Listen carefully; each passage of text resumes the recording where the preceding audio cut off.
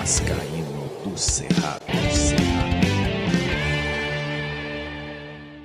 Fala galera vascaína, eu sou o Thiago Fontes, falo direto de Brasília, Distrito Federal, trazendo mais um vídeo para o canal, em véspera de estreia no Campeonato Brasileiro, né? Vamos trocar uma ideia sobre o Vasco da Gama. Antes vou pedir aquela moral, deixa o joinha, deixa o like, se inscreve no canal e segue o @Vascaíno Cerrado lá no Instagram. Sem muita enrolação, eu vou começar falando dessa contratação do Vasco, né? Tudo certo, saiu ontem o jornalista flamenguista que mais crava a notícia do Vasco, Vene Casagrande. Quando ele fala, meu amigo, o papo é reto, né? Ele confirmou a negociação entre Vasco e Náutico, e o Vasco está sim trazendo o jogador de 21 anos, o Matheus Cocão, né? Um jogador que não estava sendo utilizado no Náutico, e vem para o Vasco por um contrato de empréstimo de 1 ano, R$300 mil. O Vasco ainda vai pagar o Náutico, e com um passe fixado no valor de R$2,5 milhões,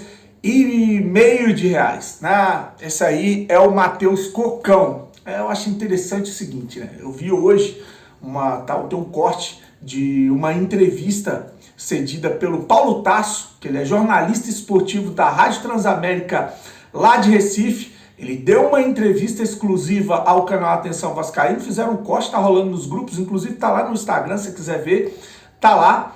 Ele falando, ou se mostrando espantado, né? Pegou todo mundo de surpresa essa contratação, porque o Cocão, aí é uma coisa que não tem cabimento, né, cara?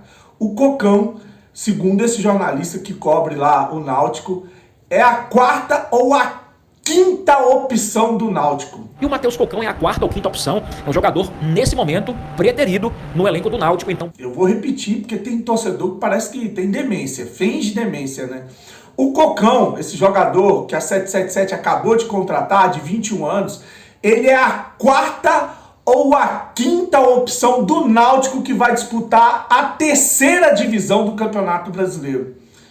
Cara, e olha, em matéria de refúgio, a 777 já superou todos os presidentes do Vasco com essa contratação. Não há o que explicar. Ainda tem torcedor que ainda vai lá no Instagram me chamar de chato, de pessimista, dizer que eu reclamo de tudo. E ainda tem torcedor querendo comparar o Cocão à situação que aconteceu com o Juninho Pernambucano. Quando veio, todo mundo achou ruim e hoje virou o que virou. Então, e olha, para toda vez que o Vasco contrata um refúgio, a gente tem que ouvir essa mesma historinha do Juninho Pernambucano, né? Toda vez que o Vasco contrata um refúgio, vem esse papo do Juninho Pernambucano. É igual quando você vai contestar o time que está sendo montado para o Campeonato Brasileiro, toda vez vem a galera do pano para dizer: os salários estão pagos, os salários estão pagos, o time é melhor do que o time do Salgado.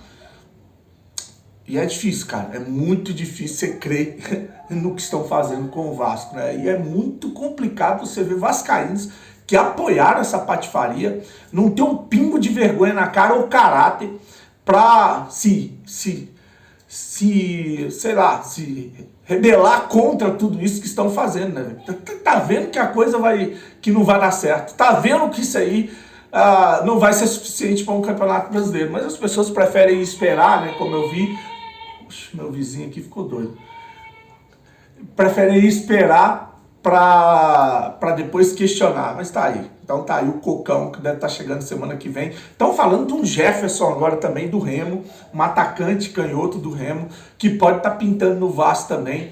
Mais uma grande contratação a caminho, tá? Falar em grande contratação, o Paulo Brax viaja na segunda-feira para a Europa, vai para a França se encontrar ali com os executivos dos outros clubes que a 777 Partners comprou, para discutir o orçamento para a próxima janela. Então ele vai segunda e volta antes do jogo do Vasco, volta na semana que vem antes do jogo contra o Palmeiras. Então tá aí o Paulo Brax indo passear nas Europas, beleza?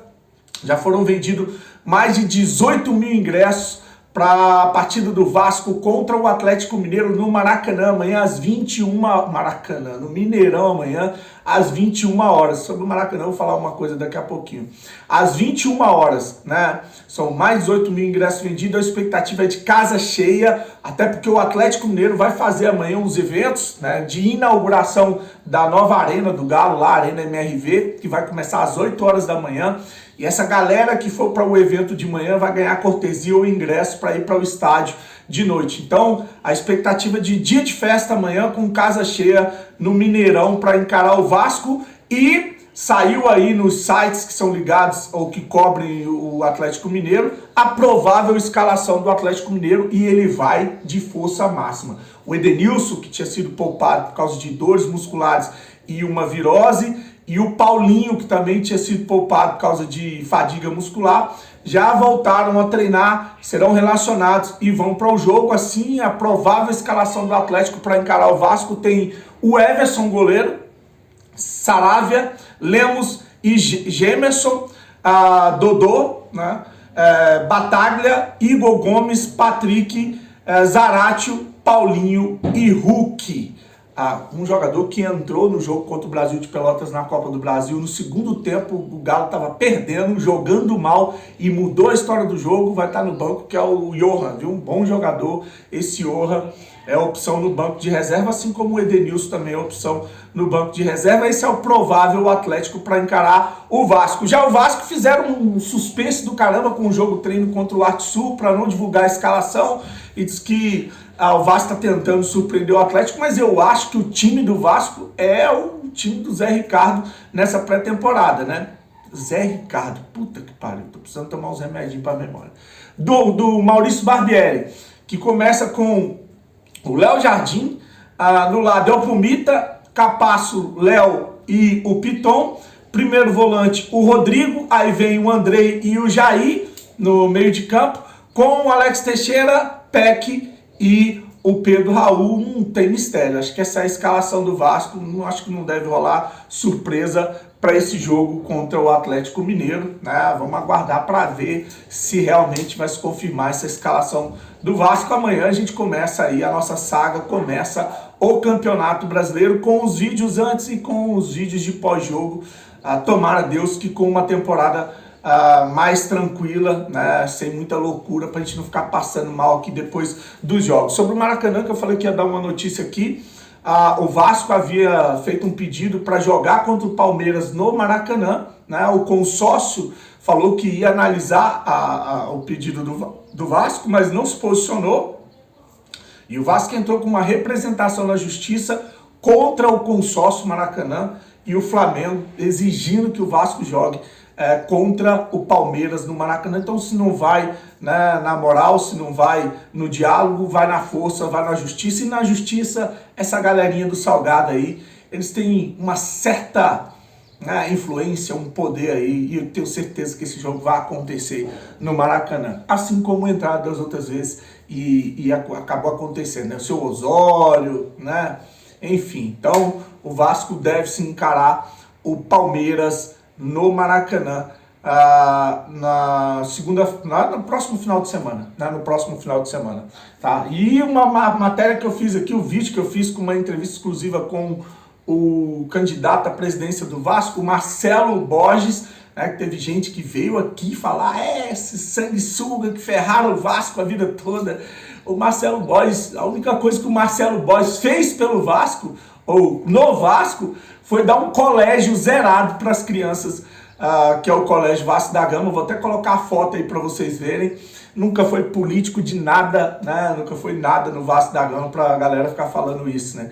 Eu acho sim, se não é o Marcelo, que seja outra pessoa, mas capaz, né, de fiscalizar tudo que está acontecendo com esse contrato com o Vasco, a 777. Não deixar essa corja que está lá, né? Você pode questionar aí algumas possibilidades, alguns candidatos, mas você não pode querer o Salgado e o Osório, ou que eles continuem no Vasco da Gama, que aí é ser muito otário, ser muito mané, é querer estar na merda mesmo o resto da vida com esse time sofrendo, como a gente vem vendo aí, né? Pelo menos alguém de caráter, alguém de vergonha na cara, para entrar para fiscalizar, para ver tudo que está acontecendo e cobrar tudo que foi prometido, porque se for esperar isso dessas pessoas, desses passadores de pano, desses jornalistas, desses influenciadores que são ligados a todo esse pacotão de porcaria, a gente está ferrado. Curte o vídeo, compartilha, se inscreve no canal, grande abraço e com Deus e saudações vascaínas.